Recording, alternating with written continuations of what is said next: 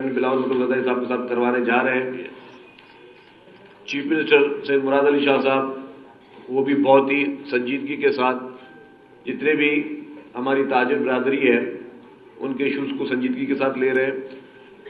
और हमारी जितनी भी कैबिनेट के मेंबर्स हैं, हम सब समझते हैं कि कारोबारी हजरात को और उनके कारोबार को प्रोटेक्ट करना और उनको फ्लरिश करना वो गवर्नमेंट की जिम्मेदारी है, क्योंकि आधे से ज्यादा मसाइल हमारे इस मुल्क के, मैं समझ आधे से भी बहुत ज्यादा मसाइल 75% तो हमारे मुल्क को हमारी ताजिर बिरादरी चला रही है।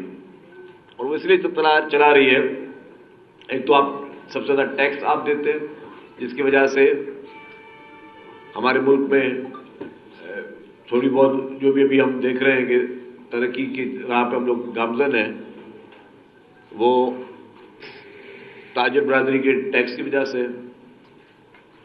फिर जो डेवलपमेंट होती है वो भी ताजिर बिरादरी के टैक्सेस की वजह से। अभी मैं जहां काटी पे बैठा हूं, $4 बिलियन की सिर्फ आप अगर एक्सपोर्ट कर रहे हो तो ये बहुत बड़ा जो है कंट्रीब्यूशन है आपकी इकोनॉमी के लिए। लेकिन सबसे ज्यादा जो है कि जितने लोग आपके पास एम्प्लॉयड हैं, जो बेरोजगार लोगों को रोजगार मिल रहा है, वो सिर्फ हमारे इस इंडस्ट्रीज की वजह से मिल रहा है। और हुकूमत सिंध का भी फोकस यही है कि हम ज्यादा से ज्यादा सनतें लगाएं यहां पे।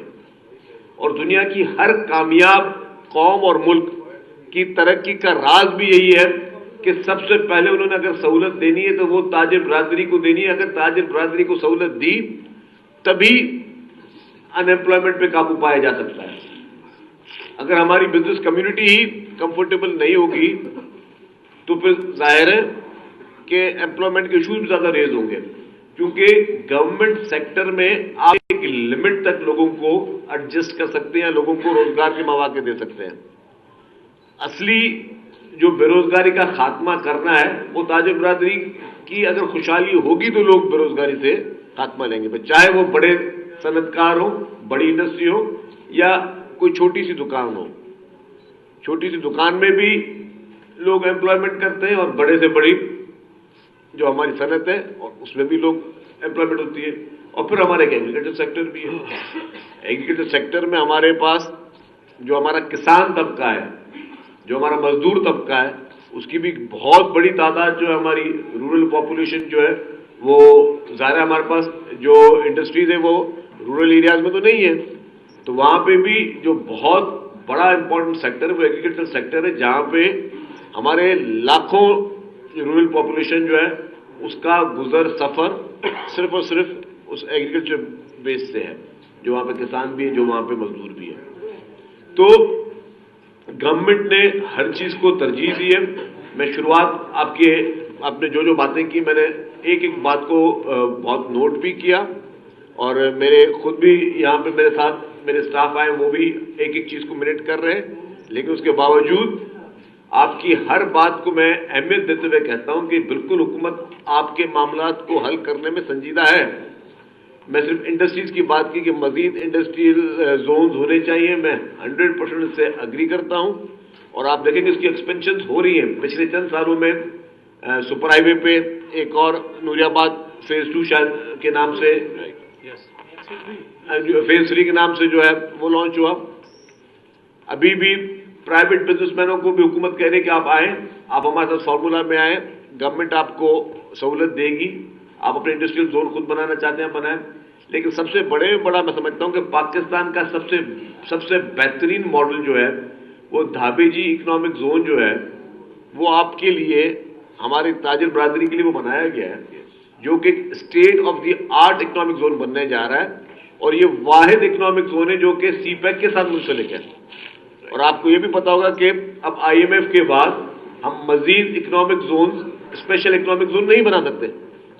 हम इंडस्ट्रियल एरियाज तो बना सकते हैं, मजीद इकोनॉमिक जोन जो है वो नहीं बना सकते। तो अब तो ये अपॉर्चुनिटी है हमारे पूरे पाकिस्तान के इंडस्ट्रियलिस्ट के लिए, और खुसूसी तौर पर हमारे जो कराची के इंडस्ट्रियलिस्ट हैं उनके लिए सबसे बड़ी ये अपॉर्चुनिटी है कि वो फौरी तौर पर जो है वो धाबेजी इकोनॉमिक जोन को आबाद करें। और उसमें भी हुकूमत ने वही मॉडल किया जो जुबैर शाह साहब ने कहा कि वहां वो रियल एस्टेट के लोगों को नहीं दिए जा रहे प्लॉट। जिसने वहां पे जमीन लेनी है उसने 2 साल के अंदर अपनी इंडस्ट्री खड़ी करनी है, नहीं खड़ी करेगी तो फिर वो आपकी जमीन वो कैंसिल हो जाएगी और पैसे भी आपके फोरफिट हो जाए। तो यही मॉडल जो है, और आप देखें कि उसमें जो स्पेशल इकोनॉमिक जोन में अगर आप उसमें इंडस्ट्री लगा रहे हैं, मैं दावे जी की बात कर रहा हूं, तो आप जो भी मशीनरी इंपोर्ट कर रहे हैं उसमें कोई ड्यूटी नहीं है और 10 साल के लिए आपके पास टैक्स हॉलीडे भी है। तो ये जो सबसे निहायत ही अहम इनिशिएटिव था वो पाकिस्तान पीपुल्स पार्टी की सिंध हुकूमत ने वो शुरू किया, जिसकी मैं समझता हूं कि ये पूरे पाकिस्तान की इकॉनमी में जो है एक बूस्ट आएगा। और ये इसके भी 2 फेज हैं, फेज 1 और फेज 2, तो वो दोनों हमारे अप्रूव्ड हैं, तो दोनों उसी जमरे में आते हैं, तो ये दोनों होंगे। तो उसमें हम सब ने मिलकर इस तरह के इकोनॉमिक जोन्स को कामयाब भी करना है। सड़कों की बात, मलिर एक्सप्रेस वे जो कि 2 दिन के बाद उसके फेज 1 का इनॉग्रेशन किया जा रहा है, chairman Pakistan Peoples Party Bilawal Bhutto Zardari साहब वो उसको इनॉग्रेशन करेंगे।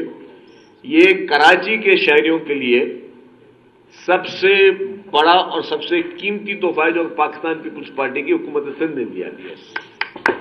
जाहिर है इसमें वक्त लगा, वक्त दरकार होते हैं। उसकी रीजन ये है कि मैं आगे भी वो बात कहूंगा कि हमारे जो शहरी इलाके हैं वहां सबसे बड़े में बड़े इश्यूज हमारे इंक्रोचमेंट के हैं। वहां पे सरकारी जमीनों पे हमें इंक्रोचमेंट हटाने के लिए जो है बहुत बड़ा एक अजाब बन जाता है। आपको लियारी एक्सप्रेस वे याद होगा, लियारी एक्सप्रेस वे पे लोग कहते हैं जी ये क्यों चीजें प्रोजेक्ट हमारे बहुत लंबे चलते हैं, देर होती है। लियारी एक्सप्रेस वे के लिए सेटलमेंट विंग बनानी पड़ी, लोगों को इंक्रोचर्स को पैसे देकर हटाना पड़ा। हालांकि मेरी नजर में मैं कहता हूं कि जी किसी भी इंक्रोचर को 1 रुपए की भी पेमेंट गवर्नमेंट को नहीं करनी चाहिए, क्योंकि वो इंक्रोचमेंट में बैठा है, वो कब्जे में बैठा है और इस तरह हम इंकरेज करते हैं। लेकिन उसको भी गवर्नमेंट ने बिलियंस ऑफ रुपीज दिए कि जी वो इंक्रोचर्स वहां से हटे तो वहां पे वो एक्सप्रेस तैयार हो। तो Malir expressway Pakistan Peoples Party की सिंध हुकूमत की जानिब से कराची के शहरियों को, कराची के ताजरों को, कराची के इंडस्ट्रियलिस्ट को, और मैं कहता हूं पूरे सिंध के लोगों को और पूरे पाकिस्तान के लोगों को, क्योंकि हमारे कॉरिडोर सिर्फ सूबे तक नहीं आते, क्योंकि हम पोर्ट सिटी हम पूरे पाकिस्तान को हम कैटर करते हैं। तो पूरे पाकिस्तान के लिए एक state of the art Malir express way जो है वो मैं समझता हूं कि एक बहुत बड़ा तोहफा है। और इस तरह के मजीद प्रोजेक्ट्स भी बन रहे हैं। इस वक्त भी जो आपका सुपर हाईवे से नेशनल हाईवे के को जो मिलाने के लिए सड़क है वो भी ऑलमोस्ट कंप्लीशन पर है। ये भी एक state of the art project है। ये भी आपकी कनेक्टिविटी को बढ़ाएगा, आपके इंडस्ट्रियल जोन्स की कनेक्टिविटी को बढ़ाएगा। जो सुपर हाईवे पे जो आपकी नूरियाबाद में इंडस्ट्री है, या फेज 1 या फेज 2 या फेज 3 जितने भी हैं, वहां से जो आपकी फैक्ट्रीज में जो सामान बनेगा उसकी तरसील पोर्ट तक आने के लिए आप लोगों को यही कनेक्टिविटी मिल रही है। तो ये जितनी भी पीपुल्स पार्टी की हुकूमत सिंध ये प्रोजेक्ट्स कर रही है वो हमारे तमाम इस मुआशी हालात को बेहतर करने के लिए बनाए जा रहे हैं।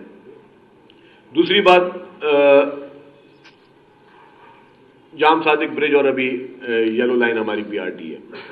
येलो लाइन पीआरटी में मुझे जुबैर शाह साहब ने कहा, मैं अब मेक श्योर करूंगा कि इसके हमारे बोर्ड में जब भी हम येलो लाइन की एक मीटिंग करें फर्दर प्लानिंग की, तो काटी के एक नुमाइंदे को हम एज ए स्पेशल इनवाइटी हर मीटिंग में हम बुलाएंगे, ताकि यहां पे जो जब भी बाकी सड़कें भी ज़रा उसकी भी एक्सकेवेशन शुरू होगी तो आप लोगों के पॉइंट ऑफ व्यू को प्रॉपर तरीके से हम उसको एड्रेस करेंगे।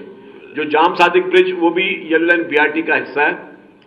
अब वो ब्रिज 2025 के दिसंबर में कंप्लीट होनी थी। मेरी पूरी कोशिश है कि मैं उसको 8 महीने पहले कंप्लीट करूंगा। 8 महीने पहले कंप्लीट करवाने का मकसद है कि आप लोगों के लिए प्रॉब्लम सॉल्व हो। ये ब्रिज जैसे तैयार हो जाएगी तो जाम सादिक ब्रिज की मुकम्मल तौर पर हम रीवैम्पिंग भी करेंगे, इसकी रिकंडीशनिंग भी करेंगे ताकि ये ब्रिज भी मजीद मजबूत रहे और हम आपको ऑल्टरनेट ब्रिज भी आपको तैयार करके देंगे। मेरी पूरी कोशिश है कि मैं 8 महीने पहले करूं। और येलो लाइन बीआरटी भी पाकिस्तान पीपुल्स पार्टी की हुकूमत सिंध की जानिब से कराची के अवाम को एक स्टेट ऑफ द आर्ट तोहफा है, जिसमें जब वहां पे बसेस में लोग बैठेंगे तो उसमें शायद इंडस्ट्रियलिस्ट हमारे भाई उसको सफर करें ना करें, हालांकि इंडस्ट्रियलिस्ट भाई भी उसको सफर कर सकते हैं, उसको हमने स्टेट ऑफ द आर्ट बनाया है। लेकिन अगर आपके मजदूर और आपके जो वर्कर लोग हैं वो भी उसी बस सर्विस में सफर करेंगे तो ये आपके लोगों के लिए यहाँ पे आने के लिए बहुत बड़ी आसानी होगी। इस वक्त भी हम अगर कराची में ट्रांसपोर्ट चला रहे हैं तो सब्सिडी भी देकर चला रहे हैं। अगर मैं आपसे चैलेंज करता हूं कि आप मोटर बाइक पे पेट्रोल डलवाएं और आप एक जगह से दूसरी जगह पे जाएं, आपका इतना जो है उससे ज्यादा सस्ता आपको एयर कंडीशन बस जो है वो आपको पड़ रही है। क्योंकि हमारी कोशिश ये है कि हम लोगों को सहूलत दें। और पाकिस्तान की पहली ईवी बस अल्हम्दुलिल्लाह पाकिस्तान पीपुल्स पार्टी की हुकूमत से लेकर आई। पाकिस्तान की पहली पिंक बसेस जो हैं वो भी हमारी हुकूमत जो है उसने अवाम के लिए शुरू की, जो कि खवातीन के लिए शुरू की है। और जब ये शुरू हुई तो मैं आपको बता दूं, ना ही यूके में आज तक कोई खवातीन के लिए बस चलती है, ना यूएसए में चलती है, ना पूरे गल्फ में चलती है। तो जब ये शुरू की गई तो आपकी गल्फ न्यूज, आपकी खलीज टाइम्स, आपके गार्डियन, आपके इंटरनेशनल जरीदे जो है उस पर उन्होंने आके रिपोर्ट की, आपके चैनल जर्मन टीवी चैनल ने आके यहाँ पे रिपोर्ट की कि जी पाकिस्तान में इस तरह की सोच रखी जाती है। तो अल्हम्दुलिल्लाह हमारी हमेशा कोशिश ये रही कि अवाम की सहूलत के लिए हम चीजें पैदा करें।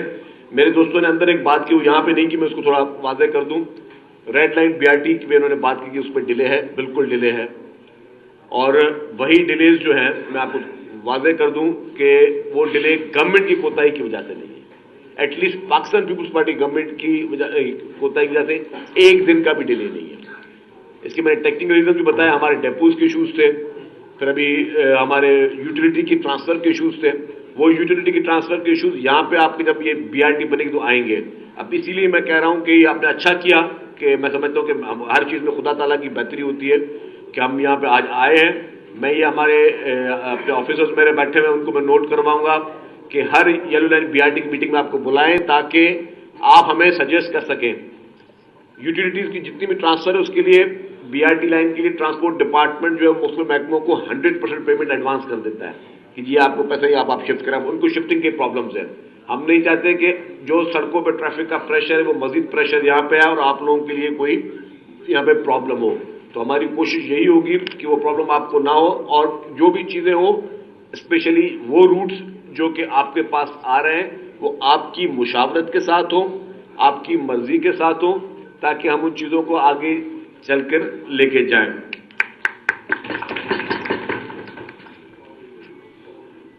कराची शहर के लिए इंशाअल्लाह ताला इसी साल हम डबल डेकर बसेस भी लेके आ रहे हैं। मेरे दोस्त जुबैर शाह साहब ने कहा कि जी अब लंदन की तरह बसें आ गई तो लंदन की तरह सड़कें भी आए। इंशाअल्लाह ताला लंदन की तरह जो भी सूबाई सड़कें होंगी वो बनेंगी, लेकिन डबल डेकर बसेस का भी मैं आपको टेक्निकल चीज बता दूं कि कोशिश होगी कि हमारे शारा फैसल पे चलें, क्योंकि बाकी जगहों पे हमारे अल्हम्दुलिल्लाह केबल और वो तारों के जो हमने खुद गुच्छे बनाए हुए उसको भी रिजॉल्व करने के लिए हुकूमत कोशिश कर रही है कि हम सब स्टेक होल्डर्स को साथ लें और उस से भी निकालें। लेकिन एटलीस्ट शारा फैसल पे और इस तरह की सड़कें जहां पर ये वायरिंग के हैंगिंग वायर्स के इशू नहीं है वहां पे डबल डेकर बसें इसी साल अल्लाह ताला ने चाहा तो हम शुरू करने जा रहे हैं ताकि हम अपने शहर को मजीद बेहतर बना सकें, हम अपने शहर को मजीद ये चीजें उनके लिए बेहतर कर सकें।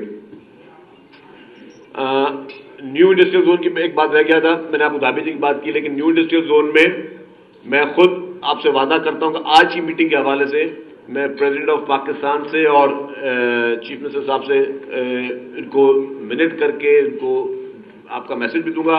और मुझे जितना जानता हूं प्रेसिडेंट आसिफ अली जरदारी साहब को मैं आपको गारंटी के साथ दे दूंगा, वो कहेंगे कि जी इनको शायद जमीन मुफ्त में दे दो और उनको बोलो कि जी वो इंडस्ट्री में। जो मैं हमारे प्रेसिडेंट साहब को जानता हूं वो एग्जैक्टली कहेंगे कि जी अगर आप कह रहे हैं कि आपको पंजाब में 1 करोड़ रुपए में एकड़ मिल रहा है तो प्रेसिडेंट साहब शायद ये कहें कि जी आप हमारे इंडस्ट्रियलिस्ट को मुफ्त में जमीन दें इस शर्त के साथ कि 2 साल में वो वहां पे इंडस्ट्री लगाएं। तो इतना मैं अपने लीडरशिप को के विजन को और उनकी सोच को मैं जानता हूं, तो अल्लाह ताला ने चाहा तो वो भी बेहतरी से हो जाएगा। और लॉ एंड ऑर्डर काफी हद तक बेहतर है। अब मैंने ये बात बोल दी बेहतर, तो मीडिया वाले जो वो क्लिप चलाएंगे कि बेहतर है और कल को फिर कुछ दिखा देंगे।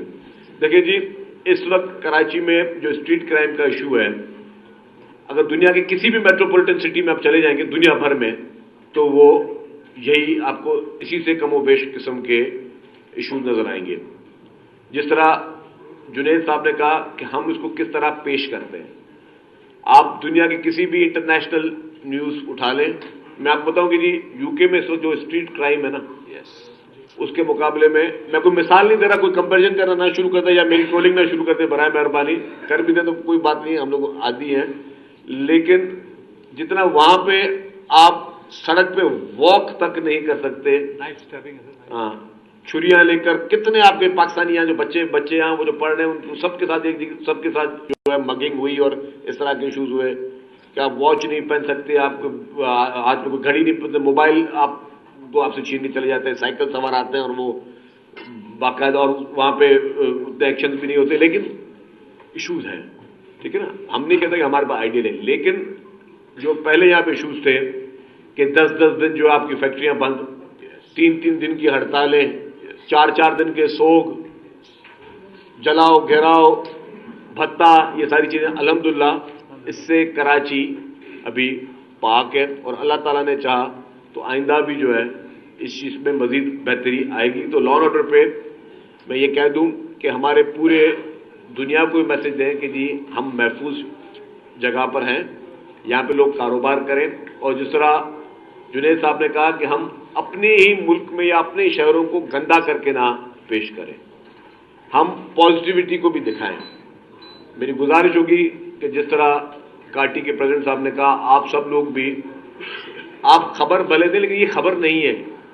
अगर किसी से मोबाइल छीन गया, ये खबर आपको दुनिया के किसी भी बड़े इंटरनेशनल जरीदे में नहीं मिलेगी। हमारे पास हम कोशिश ये करते हैं कि हम लाल डब्बे इस तरह में घुमाएं कि जी किस तरह हम नेगेटिविटी दिखा रहे हैं, थोड़ी हम अपनी सोचों को भी उसमें तब्दील करें। केसीआर की बात हुई, कराची सर्कुलर रेलवे बहुत ही इंपॉर्टेंट प्रोजेक्ट है, और इस पर फिर मैं कहूंगा कि पाकिस्तान पीपुल्स पार्टी की लीडरशिप बहुत ही संजीदा है। ऑफिशियली मैं अनाउंस नहीं करूंगा, लेकिन नेक्स्ट मंथ एक हाई पावर डेलीगेशन चाइना जा रहा है, और उसमें शायद हम भी हों, और यही मुद्दा लेकर हम चाइना भी जा रहे हैं, क्योंकि हमारी नीयत यह है कि हम चाहते हैं कि केसीआर बने और यहाँ के लोगों को उसकी वो सहूलत जो है वो हम दे सकें। सेस पे बात हुई, ये बहुत अच्छी बात की, और मैं समझता हूं कि जब मैं एक्साइज मिनिस्टर था तो हमने थोड़ी उसमें केस में थोड़ा जिद्दत लेके सिंध हाई कोर्ट ने फैसला दिया कि जी ये सेस टैक्स जो है, जो एक्साइज टैक्सेशन रिसीव करती है, ये सिंध हुकूमत को मिलना चाहिए। सुप्रीम कोर्ट में हमारे कुछ ताजिर बरादरी, कुछ नहीं बहुत ज्यादा ताजिर बरादरी वहां पे गई हुई है। इस वक्त भी कोई 190 अरब रुपए, आपके 190 अरब रुपए सुप्रीम कोर्ट में फंसे हुए हैं, राइट, क्योंकि वो डिसीजन नहीं हो पा रहा, और डिसीजन इसलिए नहीं हो पा रहा कि पिटिशनर भी मेरे ख्याल से कोई सैकड़ों की तादाद में, तो जब सैकड़ों की तादाद में पिटिशनर होंगे तो सैकड़ों की तादाद में उनके वकील वहां पे आर्ग्यूमेंट करेंगे, तो ये किस जन्म में काम होगा, किस सदी में काम होगा, मैं गारंटी नहीं ले सकता। कि हमने अपने वकीलों को ये गुजारिश की है, हुकूमत ने प्राइवेट काउंसल्स को भी हायर किया कि जी इसको खत्म करके इसको हमें रिजॉल्व करके दें। देखिए जी, ये पैसे हुकूमत सिंध को मिलने चाहिए ताकि आपके इंफ्रास्ट्रक्चर पे खर्चा हो। हम इंफ्रास्ट्रक्चर पे खर्चा करने के लिए तैयार नहीं है, क्योंकि हमारे पास इंफ्रास्ट्रक्चर के लिए हमें पैसे चाहिए। अब ये पैसा अगर हमारे चंद कारोबारी हजरात, जहां मैं कारोबारी हजरात को सर का ताज समझता हूं, कि मैं कहता हूं उनको सर पे बैठाया जाए, हमारे सर का ताज, वहां पे हमारे कुछ चंद कारोबारी हजरात बराए मेहरबानी इससे मुख्तलिफ एसोसिएशंस बात करें, काटी बात करें, इनसे कराची चैम्बर ऑफ कॉमर्स बात करें, इनसे बाकी कोरंगी इंडस्ट्रीज वाले बात करें, बाकी सब मुख्तलिफ जो है तो हमारे जो एसोसिएशन है बिजनेस की साइट वाले वो बात करें कि जी आप अपने इन केसेस को विड्रॉ करें। ये पैसा गारंटी के साथ है कि ये पैसा अच्छा कट आपका भी रहा है, ये नहीं कि पैसा आपका नहीं कट रहा, या तो आप केस जीत के बैठे हो तो आपको पैसे नहीं देने पड़ रहे, पैसे आप कोर्ट रूम जमा करवा रहे हो। अब यही 190 अरब रुपए अगर आज से 2 साल पहले जाते तो शायद 2 साल पहले शायद उससे कोई 100 किलोमीटर बच जाता। आज उससे 50 किलोमीटर बन सकेगा, क्योंकि आपकी प्राइस हाइक और आपकी जो है इन्फ्लेशन का ये लेवल रह गया। तो बराए मेहरबानी खुदा के वास्ते मेरी इल्तिजा होगी कि कुछ संजीदा चीजों में हम सब संजीदा हो जाएं और हुकूमत की रेट जो है वो कायम रहे। यही कीमत, यही पैसे जो है इन्हीं सेस केस में लगेंगे और उसको आप सब लोग करें। और क्यों ना लगे, अगर पूरे पाकिस्तान से गुड्स यहां से जा रही है, पोर्ट तो एक ही है ना हमारा भाई, अगर पूरे पाकिस्तान से हैवी ट्रैफिक जो है, अगर लेट सपोज कि पंजाब, खैबर पख्तूनख्वा, बलूचिस्तान से भी किसी का भी कोई माल उतरा है कराची पोर्ट में, तो वहां से उस हैवी ट्रक ने, हैवी गाड़ी ने वहां से आना है और वो लेके अगर उसने वापस वहां लेके जाना है, तो वो अगर ट्रांसपोर्टेशन में वो हमारी सड़क खराब कर रहा है, अगर हमारा वो इंफ्रास्ट्रक्चर खराब कर रहा है, तो वो टैक्स हुकूमत क्यों ना ले। तो मेरी एक ये गुजारिश है कि इसमें हमें सबको मिलकर संजीदा होना चाहिए। देखिए जी, इश्यूज हैं, इश्यूज कराची में मैं मानता हूं हैं और सीरियस इश्यूज भी हैं, लेकिन हुकूमत सिंध संजीदा है। हमारे, जिस तरह मैंने कहा कि लॉ एंड ऑर्डर हमारा एक बहुत बड़ा मसला था, उस पर काफी हद तक कंट्रोल आया है। इसी तरीके से पानी एक बहुत बड़ा मसला है, पानी के लिए K4 पे भी हुकूमत सिंध काम कर रही है, पानी के लिए अभी हब कैनाल पे भी बहुत ही रैपिडली काम हो रहा है और वो भी काम आप देखने जाएं, स्टेट ऑफ द आर्ट, जितना जल्दी में वो काम हो रहा है और जितनी बेहतर क्वालिटी काम हो रहा है, वो भी अपने आप की एक मिसाल है। इसी तरीके से कराची का एक बहुत बड़ा मसला गार्बेज का था कि जी गार्बेज, कचरा कुंडी, हमें कहा ही जाता था कचरा कुंडी। हुकूमत सिंध, आपकी हमारी हुकूमत सिंध अरबों रुपए दे रही है सॉलिड वेस्ट मैनेजमेंट को, और वो सॉलिड वेस्ट मैनेजमेंट से तमाम इलाकों से, हर जोन से कचरा उठाया जा रहा है। ठीक है, 100% नहीं होगी, लेकिन मैं इतना कह सकता हूं कि जहां पे आपको सड़कों पे कचरा कुंडी नजर आती थी, 90% इस वक्त कचरा आपका जो है वो उठ रहा है और वो जो है गार्बेज पॉइंट से वहां पे पहुंचाया जा रहा है, 90% जगह से जा रहा है। हो सकता है किसी किसी जगह में थोड़ा कम हो, लेकिन आपने देखा कि जी अब जरा हुकूमत में वजीर ने खुद अपने हाथ से तो कचरा नहीं उठाना, हम मतलब गवर्नमेंट ने पैसे देने हैं, पैसे भी दिए चाइनीज कंपनीज को, टर्किश कंपनीज को, लोकल कंपनीज को भी नहीं रखा गया, उनको पैसे दिए कि जी आप ये कचरा उठाएं और ये कचरा उठा के आप जो है वो लैंडफिल साइट्स पे दें। तो उस पर भी हुकूमत ने अपने पार्ट पर, वो हैदराबाद में भी जो है वो ये सॉलिड वेस्ट मैनेजमेंट कायम हो गया, लाड़काना में भी हो गया, काफी जगहों पे दरवाजे नॉक कर करके भी कचरा उठाया जा रहा है। छोटी चिंची मोटरसाइकिल गाड़ियां जो है उनसे भी कचरा उठ रहा है, मुख्तलिफ मशीनरी के जरिए भी उठाया जा रहा है। तो हुकूमत की संजीदगी इसमें बिल्कुल जाहिर है कि हम चाहते हैं कि ये कचरा उठे। सबसे बड़ी चीज क्या होती है जी? सबसे बड़ी इंसान के लिए चीज, कीमती चीज होती है, वो होती है उसकी जान, उसकी जो सेहत। सेहत के शोबे में आप सबने मुख्तलिफ शोबे में बात की, लेकिन जो सेहत के शोबे में नंबर 1 पाकिस्तान पीपुल्स पार्टी की हुकूमत सिंध ने काम किया है। मैं, अल्लाह ताला का बड़ा करम है, क्योंकि ये लीडरशिप की चेयरमैन बिलावल भुट्टो जरदारी साहब, प्रेसिडेंट आसिफ जरदारी साहब का विजन है। पूरे पाकिस्तान में वाहिद अगर कोई शहर है जहां state of the art free of cost hospitals मौजूद हैं, तो वो आपका कराची है।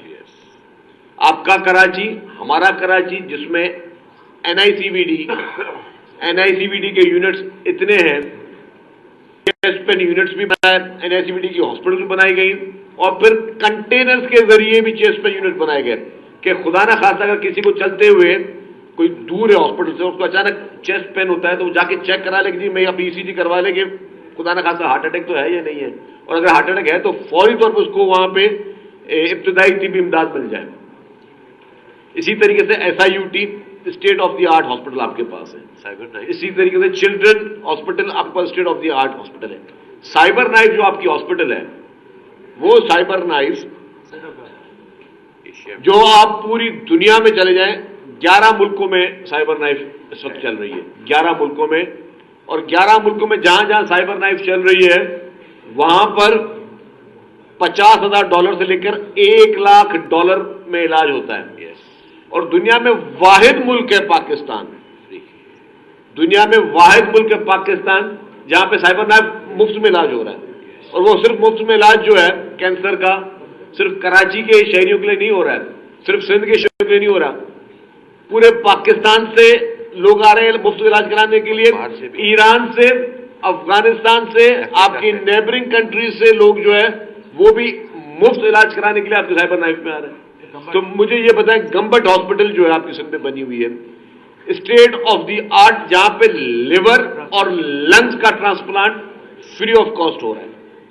इसी तरीके से हेल्थ सेक्टर में जो जिस तरीके से हुकूमत सिंध ने काम किया है, क्योंकि ठीक है इंसान के 100 मसले होते हैं, 100 इश्यूज हैं, लेकिन जो हेल्थ का इशू है उससे बढ़कर कोई चीज नहीं। कहते जान है तो जान है।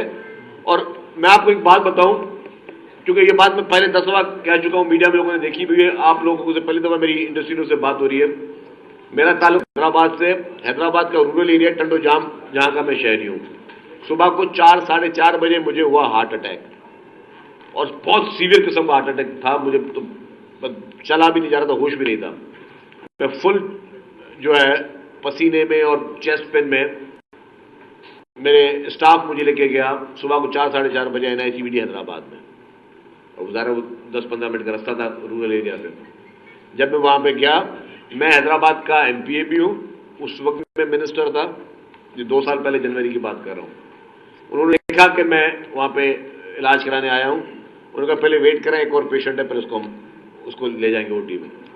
बाय नोइंग के फैक्ट कि भाई is the sitting minister, is the MP of this city, but उसके बावजूद भी उन्होंने कहा कि नहीं, मेरिट फर्स्ट।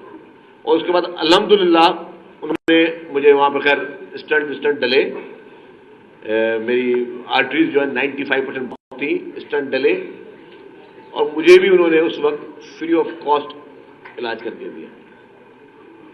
लेकिन कहने की बात यह कि वो हॉस्पिटल जो ये लोगों का स्टेटस देखकर इलाज नहीं कर रही, वो हॉस्पिटल जिसको जो ये देख रहे कि जी कोई आ जाए, ये वाहिद जगह जहां आपकी पर्ची नहीं कटती हॉस्पिटल में, कोई शनाख्ती कार्ड आपका चेक नहीं किया जाता।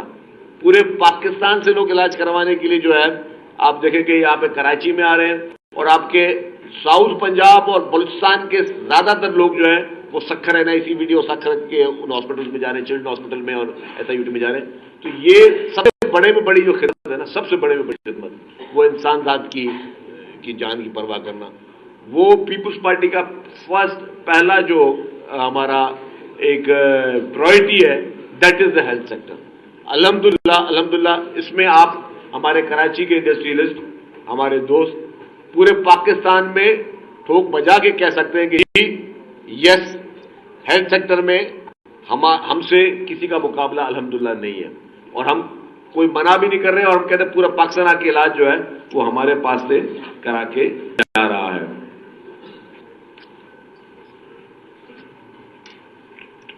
ट्रैफिक की बात हुई, और एक बात हुई गाड़ियों की फिटनेस की। वो गाड़ियों की फिटनेस की बात मैं पहले कह चुका था। बिल्कुल, पोल्यूशन एक निहायती इंपॉर्टेंट इशू है। लाहौर के बाद पाकिस्तान में कोई शहर अगर हिट होता है तो वो कराची होता है। और आपकी बात ठीक है कि पोल्यूशन में गाड़ियों का जो है वो निहायती अहम है। इंडस्ट्रीज भी है, लेकिन गाड़ियों का निहायती अहम रोल है। अल्हम्दुलिल्लाह आपके शहर में पाकिस्तान की पहली ईवी बसेस जो लॉन्च करवाई, इंट्रोड्यूस करवाई, उसका मकसद ही ये था कि हम जो है वो डीजल हाइब्रिड से और धुएं से बचें। लेकिन इसके साथ साथ मैं आपको एक खबर देता चलूं कि ये आपकी येलो लाइन जो बीआरटी बनने जा रही है, इसकी बसेस भी डीजल हाइब्रिड थी।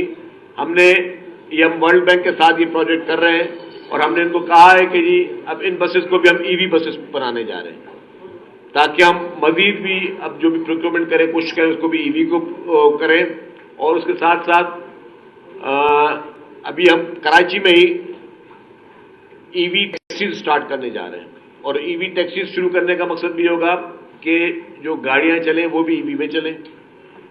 और उसमें हम पिंक टैक्सीज भी करने जा रहे हैं कि खवातीन ड्राइवर हो, खवातीन टैक्सीज हों, और हम बाकी भी जो है वो ब्लू ईवी टैक्सीज होंगी हमारी, जो मर्द हज़रात को लेके जाएंगी। लेकिन साथ साथ जो असल बात फिटनेस की जुबैर साहब ने भी, अब उसमें मैं ये ऑलरेडी 2-4 कर चुका हूं, अब मैं ये चीज करने जा रहा हूं, उसकी रेजिस्टेंस बहुत आएगी, मुझे पता है। कुछ काम ऐसे होते हैं कि जब आप करने जाते हैं ना, जब छोटा बच्चा होता है उसको बोलते हैं स्कूल जाओगे, तो बोलता है नहीं मैं स्कूल नहीं जाऊंगा।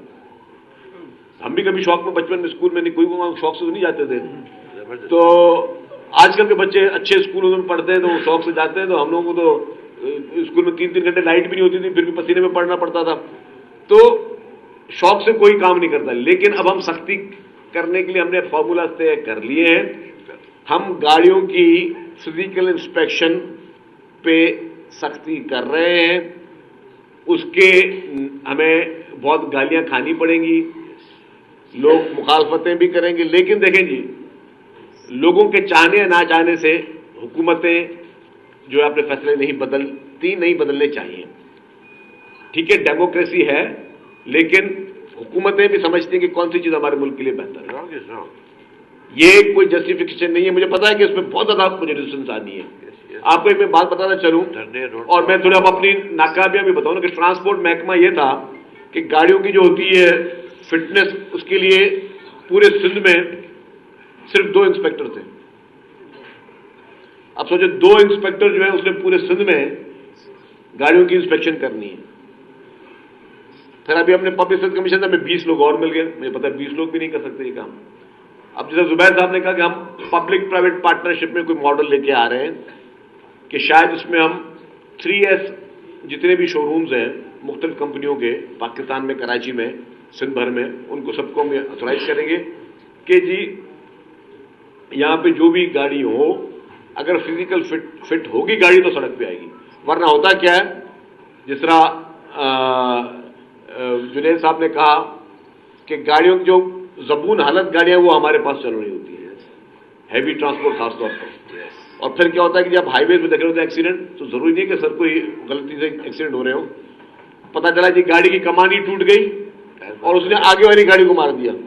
अब आगे वाले का कसूर नहीं था बेचारे, उसने भी बड़े तालीम लेकर उसने अपने लाइसेंस भी ले लिए, सीट बेल्ट भी पहन लिए, वो अपने हिसाब से बिल्कुल ठीक जा रहा है। पता चले अगली गाड़ी का टायर घूमता घूमता आ रहा है, चलती चलती गाड़ियों के टायर घूमते हुए आ रहे हैं, टायर बस्ट हो गए, कभी जो कमानी टूट गई। तो इस तरह के वाक़े, तो गाड़ी जब तक फिट नहीं होगी गाड़ी सड़क पे नहीं आएगी। एज ए एक्साइज मिनिस्टर मैंने एक प्रैक्टिस शुरू की, वो भी अल्हम्दुलिल्लाह कानून हमारा रेडी हो गया है और सब चीजें कर दी गई। जी हमने कहा जी सड़क पे वो गाड़ी नजर नहीं आएगी जो अनरजिस्टर्ड गाड़ी हो, गाड़ी सिर्फ रजिस्टर्ड गाड़ियां नजर आएंगी। पूरी दुनिया में से होता है। हमारे मुल्क में लोग अप्लाइड फॉर रजिस्ट्रेशन लगा देते हैं और 2-2 साल तक, 3-3 साल तक कोई चला रहे होते हैं। तो ये हमने हर एक ने कानून अपनी सहूलत के लिए बनाए हुए, कानून मौजूद हैं, लॉज एग्जिस्ट करते हैं, हम उन पर अमल नहीं कराते। तो ये बिल्कुल वाज़ेह है कि हम गाड़ियों की फिटनेस पे हम सख्ती करने जा रहे हैं। हर गाड़ी को अपनी फिटनेस चेक करा के रोड पे चलना होगा, और पूरी दुनिया में यूं होता है। हम उस मैकेनिज्म को थोड़ा स्ट्रांगली लेकर जा रहे हैं। अब अगर रेजिस्टेंस आएगा तो उसको भी फेस करेंगे, लेकिन करना जरूरी है। ट्रैफिक कवर्नेंस की बात है, उसमें भी मैं बता दूं, मैंने इनफॉर्मल बात मैंने अपनी पार्टी में भी सीनियर लीडरशिप को भी कहा है, 2-4 दफा मेरी सीएम साहब से भी बात हुई है। और इंशाअल्लाह ताला में जो इस वक्त ट्रैफिक का निजाम है उसकी बेहतरी के लिए हमें ड्रास्टिक एक्शन लेने पड़ेंगे, हमें सख्ती करनी पड़ेगी। और अब तक ट्रैफिक का इशू क्या है, ट्रैफिक में कौन जिम्मेदार है? ट्रैफिक पुलिस वाले, मैं उनको बहुत कम रोल दूंगा। ठीक है, उनमें अच्छाइयां हैं, बुराइयां हैं। ट्रैफिक पुलिस वालों की गलती नहीं है, गलती हम लोग जो यहां बैठे हुए ना इस टेबल पे, हमारी गलती है।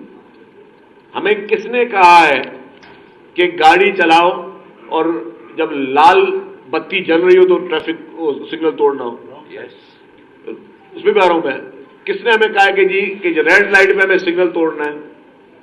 हुकूमत ने कहा है, किसी और ने कहा है? नहीं कहा है। वन वे हमने तोड़ने हैं। अच्छा, पार्किंग हमने हमेशा वहां करनी है जहां पर नो पार्किंग हो। आप चले जाए पूरे शहर में आ जाए। अब मैं आ जाता हूं हमारे प्यारे भाइयों ताजर हजरात पे, आप वाले नहीं, आप तो बड़े ताजर हजरात हो, बाकी हमारे जो और मार्केट वाले आप जाके देखें। मैं सिर्फ गाड़ियों के शोरूम की बात कर दूं, खालिद बिन वलीद रोड पे चले जाए, कहीं और चले जाए, शोरूम में उसकी प्रॉपर्टी सिर्फ और सिर्फ दुकान है। उसने जो भी अपनी कारोबारी जो भी हरकत व बरकत करनी है उसे दुकान के अंदर करनी है। दुकान पे गाड़ी खड़ी होगी, फिर दुकान के बाद जो रैंप होगा उस पर गाड़ी खड़ी होगी, फिर 2 लाइनें और लगी होंगी, स्ट्रेट गाड़ियां खड़ी होंगी। आपको सिर्फ सिंगल ट्रैक मिलेगा चलाने के लिए।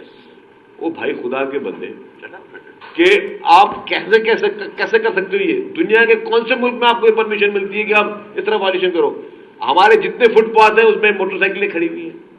भाई किसने बोला आपको? फुटपाथ तो है कि जो पेडेस्ट्रियन की है कि जो बंदा पैदल, जिसके पास कोई सवारी नहीं है, वो पैदल वॉक करे वहां पे, उस जगह पे आपने मोटरसाइकिलें खड़ी हुई है। आप बड़े बड़े चाहे सबर्ब्स एरिया में चले जाएं, पोश एरियाज में चले जाएं, ट्रैफिक के हमने की। और हम लोगों में हम कुदरती एक सुस्त कौम भी बन गए माजरत के साथ कि अगर पता था कि गाड़ी वो पार्किंग एरिया बना है तो वहां पार्क नहीं करेंगे, दुकान के सामने वो वहीं खड़ी करेंगे। मेन रोड जो सड़कें, एकदम सर्विस रोड की बात है, मेन सड़कों पे भी एक एक दो दो ट्रैक पे हमारी गाड़ी खड़ी करके हैजर्ड लाइट चला रहे होते हैं। कोई साहब अंदर गया हुआ, साहब जब अंदर आएगा वापस तो चीजें होगी। तो ये सारी वायलेशन हम खुद करते हैं। अब उस वायलेशन का हल क्या है कि सख्ती, डंडा लफ्ज मैं नहीं इस्तेमाल करूंगा, लेकिन सख्ती। अगर सख्ती करेंगे तो फिर सब लोग चिल्लाएंगे। और पूरी दुनिया में सख्त सख्तियां होती हैं।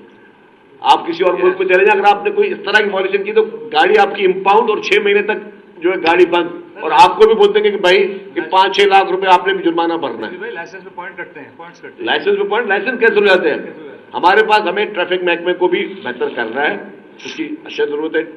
ड्राइविंग लाइसेंस के हुसूल के लिए भी उसके मैकेनिज्म को हमने थोड़ा मजीद ट्रांसपेरेंट करना है, मजीद सख्त करना है। लेकिन एज ए शहरी हम देखें कि हम कहां पे इस मुआशरे की उस बुराई में हम शामिल हैं। इसके साथ साथ मैं ज्यादा वक्त नहीं लूंगा, वैसे बहुत ज्यादा टाइम ले लिया है। हाँ, ईवीएम कॉजवे पे जो है ये मैटर मैं जल्दी, मेरी आपसे कमिटमेंट है कि आपको उस पर मैं रिप्लाई करूंगा। और जो भी अथॉरिटीज हैं उनसे मैं बातचीत करके, उन मिनिस्टर से, उनके सीनियर से बात करके तो आपको पॉजिटिव रेस्पॉन्स दूंगा कि आपका ये मसाइल भी हल हो जाए। थैंक यू जी, शुक्रिया। क्वेश्चन आंसर एक दो कर ले तो, क्योंकि फिर को जाना है, बस एक सवाल ये करेंगे और फिर खाना सर्व करने की तैयारी करें। फिर सर जाना है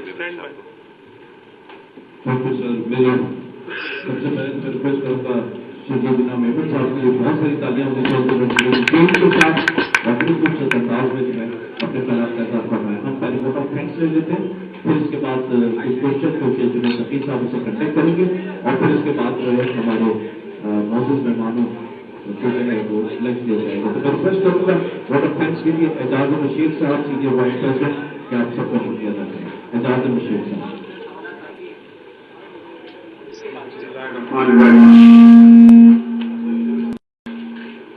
जनाब मोहतरम शकीर नाम अहमद साहब, सीनियर मिनिस्टर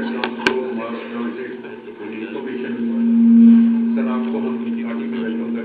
YouTube पर गूगली न्यूज देखने के लिए youtube.com की सर्च बार में गूगली न्यूज टीवी टाइप करें। गूगली न्यूज के पेज पर सुर्ख रंग के सब्सक्रिप्शन वाले बटन पर क्लिक करना ना भूलिए। YouTube पेज पर अपलोड होने वाली वीडियोस से बाखबर रहने के लिए बेल आइकन पर क्लिक कीजिए। आपको हर नई वीडियो के बारे में नोटिफिकेशन मौसूल हो जाएगा।